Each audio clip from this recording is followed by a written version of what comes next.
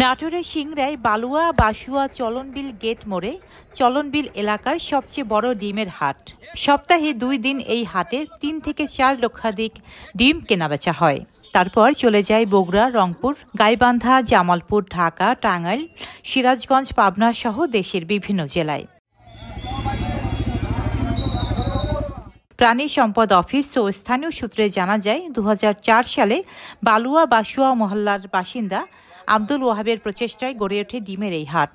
সিংড়া পৌর এলাকার 4 নম্বর ওয়ার্ডের চলনবিল যাওয়ার রাস্তার শুরুতে এই হাট বসে।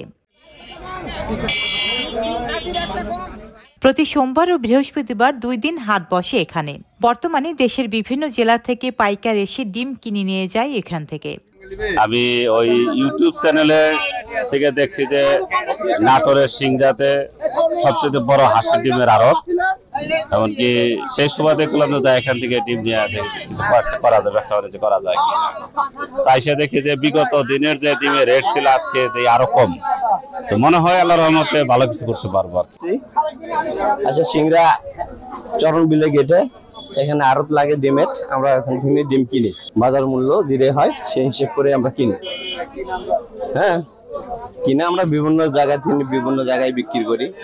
আড়তদারা জানান, উত্তরবঙ্গের সবচেয়ে বড় ডিমের হাট এটি। প্রতি সোমবার ও বৃহস্পতিবার ভোর 6টা থেকে সকাল 10টা পর্যন্ত বসে এই হাট।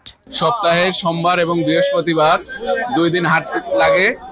দেশের বিভিন্ন প্রান্ত থেকে পাইকাররা এসে এখানে ক্রয় বিক্রয় করে এবং চলনবিলের বিল অধ্যুষিত হওয়ার কারণে যার কারণে এই ডিমের চাহিদা বেশি। এলাকার চাহিদা মিটিয়ে দেশের প্রোটিনের বড় অংশ পূরণ করছে চলনবিলের হাঁসের ডিমের এই হাট।